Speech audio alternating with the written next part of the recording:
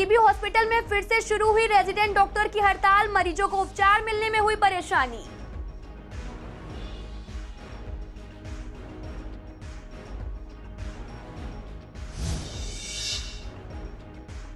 Police ने फर्जी call centre का किया भांडाफोड़, मौके से मास्टरमाइंड और 6 टेलीकॉलर को पकड़ा। 8 calling device, 2 laptop, charger, credit card किए बरामद।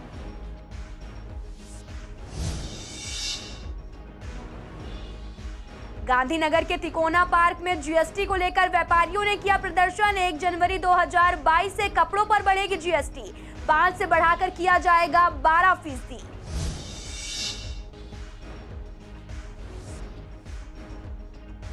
गाजीपुर जाने वाले लोगों को मिली सहूलियत, खुली सभी सड़कें, सड़कों पर दौड़े 55,000 से ज्यादा वाहन। दिल्ली जाने वाले रास्ते से हटाए गए बैरिकेड।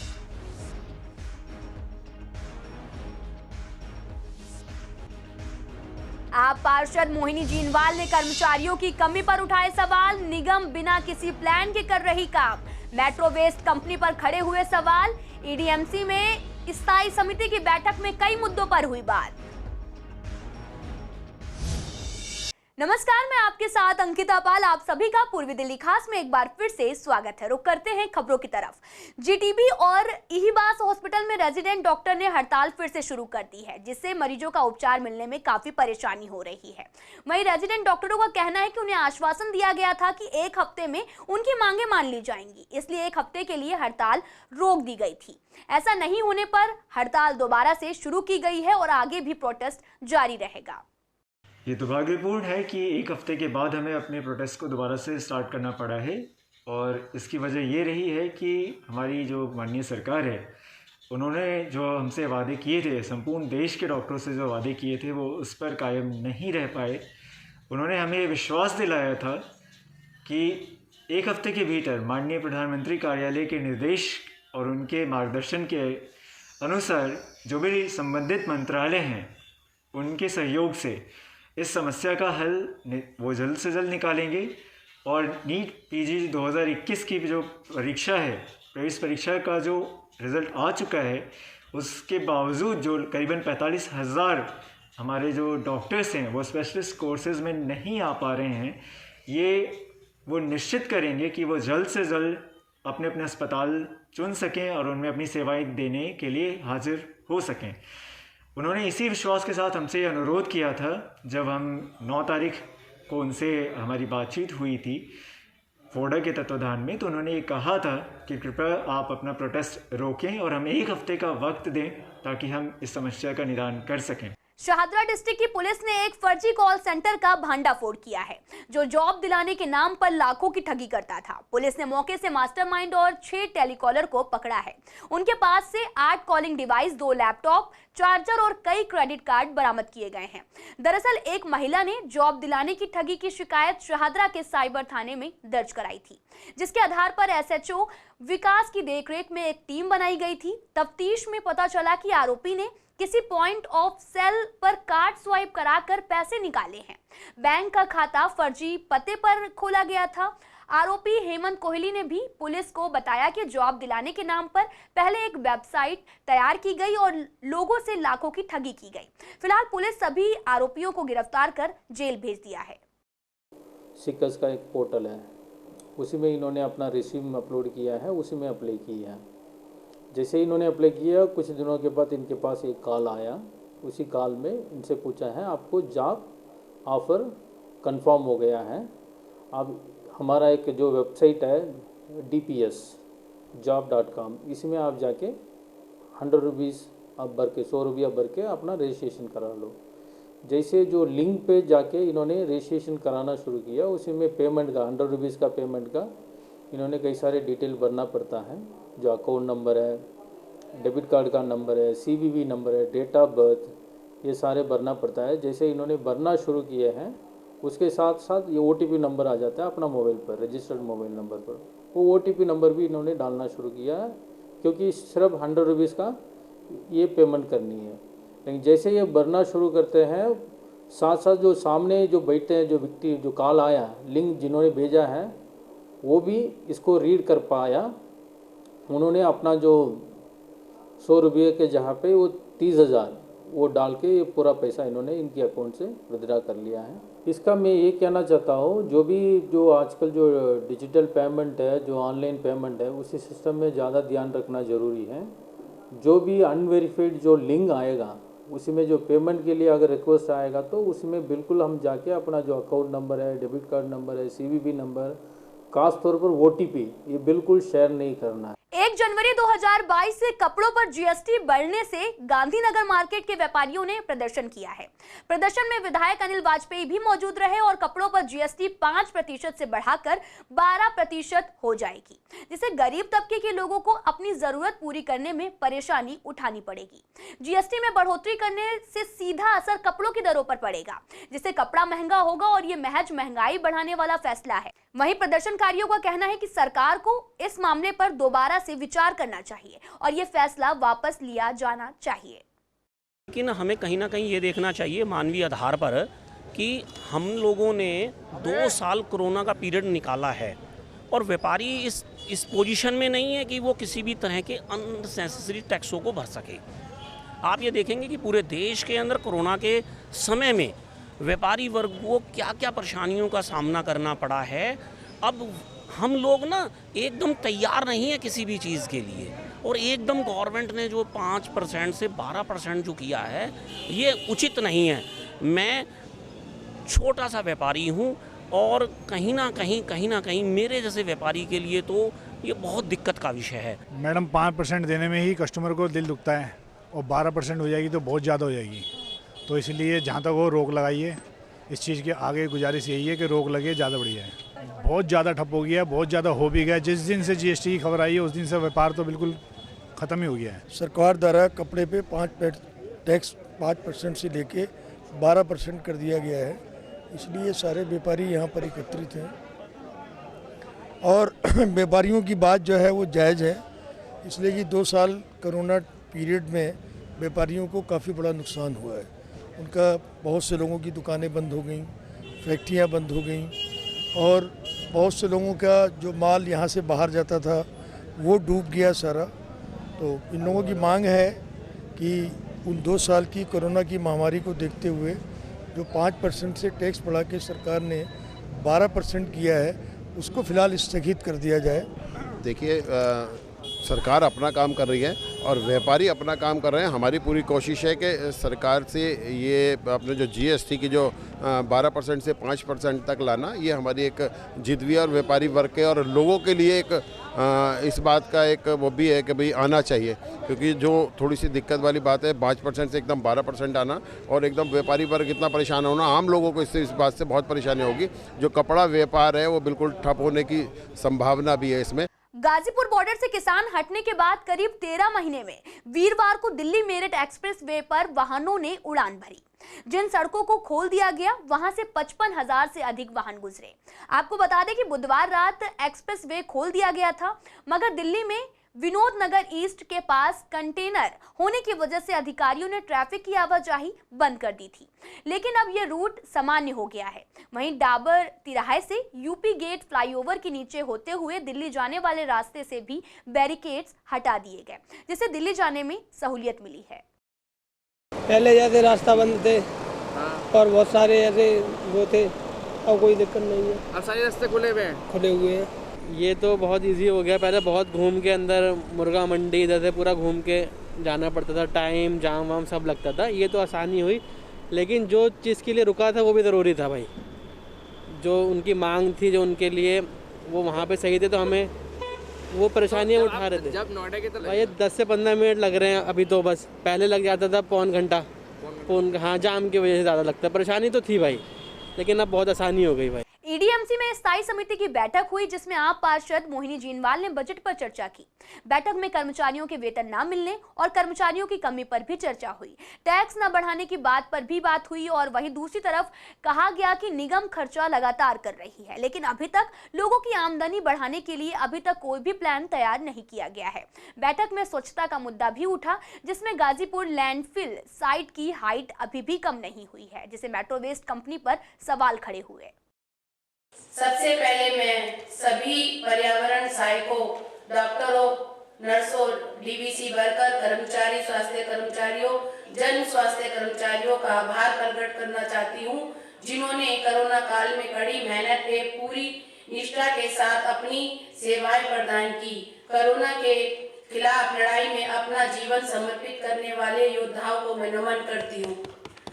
अध्यक्ष महोदय, मैं आपको बताना चाहूंगी कि किसी भी देश के विकास का ढांचा छोटे स्तर से शुरू होता है, यानी जब हमारा निगम या राज्य विकास करेगा तभी हम देश के विकास की कल्पना कर सकते हैं, परंतु निगम के द्वितीय स्थिति किसी से छुपी हुई नहीं है। आयुक्त महोदय ने कहा है कि पूर्वी निगम के सभी कर्मचारियों और अधिकारियों का आभार व्यक्त करना चाहूंगा, जो वेतन मिलने में देरी होने के बावजूद पूरी निष्ठा और ईमानदारी के साथ कार्य कर रहे हैं। महोदय, बड़े दुख का विषय है कि पूर्वी निगम में कार्यरत सभी अधिकारी, कर्मचारी, डॉक्टर, नर्स, शिक्षक आदि अपने अधिकारों की लड़ाई नहीं लड़ सकते, क्योंकि उन्हें डराया धमकाया जाता है।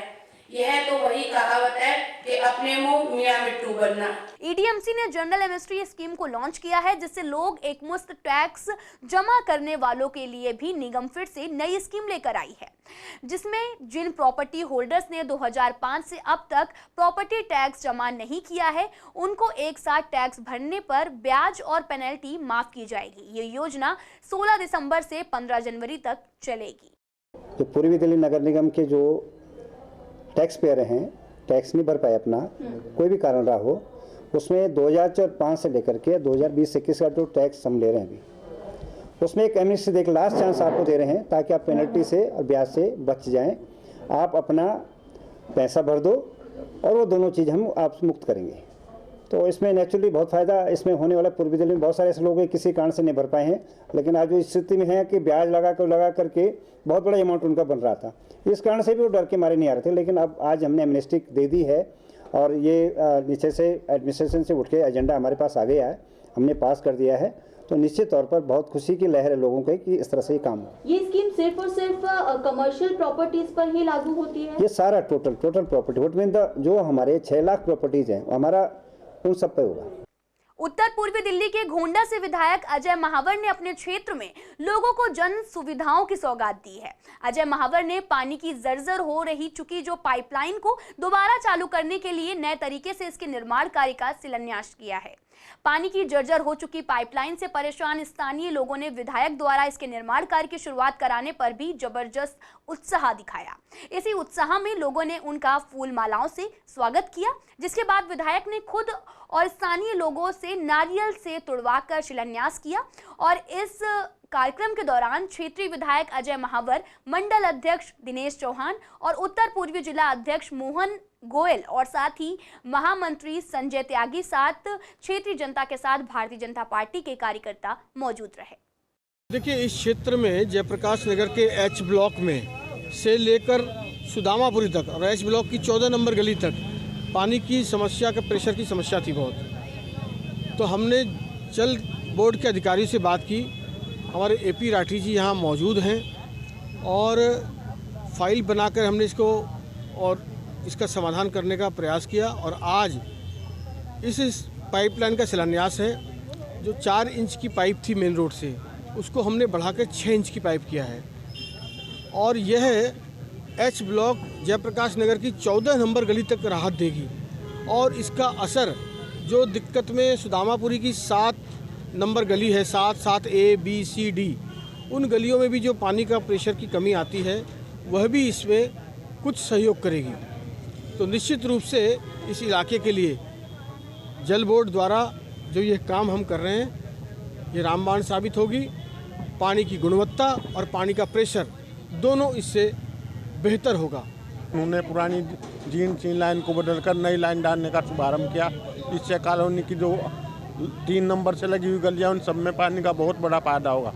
जो गंदा पानी आ रहा था वो साफ होगा और प्रेशर भी बढ़ जाएगा। इस पाइपलाइन की बहुत ही अति आवश्यकता थी। बहुत पुरानी पाइपलाइन थी ये, जब शुरुआत में यहाँ जल बोर्ड की लाइनें डली थी तभी की, बहुत नीचे जा चुकी है और जर्जर अवस्था में थी, जिसको संज्ञान में लिया। पानी की जो गुणवत्ता थी उसमें कमी थी क्योंकि पानी गंदा आता था, प्रेशर कम आता था। इससे और आसपास के ब्लॉक भी अफेक्टेड थे क्योंकि मेन लाइन से कनेक्टिविटी थी। इसकी सीधा सुदामापुरी ये लाइन जाती है यहाँ से। आज ये एच ब्लॉक की ये 3 नंबर से लेकर 14 नंबर गली तक सारी गलियां यहाँ से उनके लोगों को बहुत राहत मिलेगी इससे। पूर्वी दिल्ली के मयूर विहार इलाके में आपराधिक मामले लगातार बढ़ रहे हैं। मयूर विहार के त्रिलोकपुरी में कुछ लोगों ने मुर्गन नाम के शख्स से किराए पर जुग्गी ली थी, जिसका किराया और बिजली बिल को लेकर जुग्गी के मालिक मुर्गन ने विवाद हो गया। मुर्गन ने 3 लोगों पर चाकू से हमला कर दिया, जिसमें उन 3 लोगों की मौत हो गई और एक युवक और एक महिला अस्पताल में भर्ती है। मृतक के बेटे के अनुसार मुर्गन उसकी मां महेश्वरी को बुलाकर मारपीट करता था, जिसके बाद महेश्वरी पर पति काले खान बीच बचाव में आया, जिसे मुर्गन ने अपने साथियों के साथ चाकू से गोद दिया। वहीं महेश्वरी को भी बुरी तरह से पीट कर अधमरा कर दिया, जिसके बाद काले खान को अस्पताल में डॉक्टर ने मृत घोषित कर दिया। वहीं महेश्वरी की हालत भी नाजुक बनी हुई है। फिलहाल पुलिस ने मुर्गन को गिरफ्तार कर लिया है और बाकी आरोपियों की तलाश लगातार जारी है। स्वामी दयानंद अस्पताल में गाड़ियों की चोरी की वारदात लगातार बढ़ती जा रही हैं। अब अस्पताल में टोकन सिस्टम लागू किया गया है, जिससे जो अपनी गाड़ी पार्क करेगा वो पहले टोकन लेगा, उसके बाद गाड़ी पार्क कर सकता है, जिससे कि गाड़ियों के मालिक के पास गाड़ी खड़ी करने का भी प्रूफ होगा। इस तरीके से चोरी की वारदातों पर भी रोक लगेगी। आपको बता दें कि स्वामी दयानंद अस्पताल में 6 महीने में कई मोटरसाइकिल चोरी हो चुकी हैं। आगे से कोई वाहन चोरी ना हो, इसके लिए ये फैसला लिया गया है। साथ ही लोगों का कहना है कि अभी इसे सिर्फ ओपीडी के आगे शुरू किया गया है और इसे पूरे हॉस्पिटल में भी शुरू किया जाना चाहिए।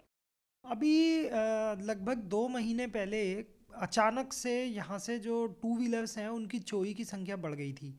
तो 3-4 2 व्हीलर 15 दिन के अंदर अंदर चोरी हुए। तो हमें ऐसा लगा कि शायद कोई गैंग है जिसने यहाँ का रास्ता देख लिया है, और उसी चीज़ के मद्देनज़र हमने थोड़ी सी प्लानिंग की कि जो ओपीडी के सामने वाला ब्लॉक है वहाँ पे टोकन सिस्टम पार्किंग के लिए लगाया। काफ़ी बड़ी जगह है, और उसके बाद में क्योंकि टोकन के बाद अगर किसी का व्हीकल चोरी होता है तो वो उसकी अपनी जिम्मेदारी रहती।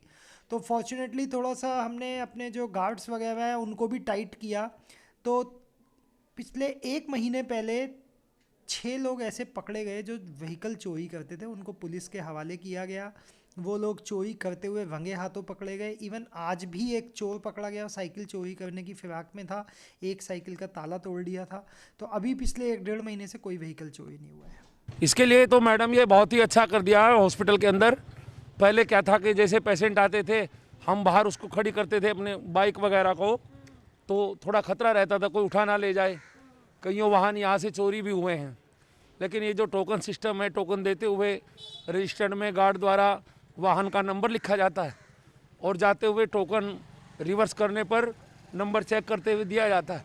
तो इससे जो वाहन स्वामी है, वाहन मालिक है, उनको बड़ी संतुष्टि हुई है।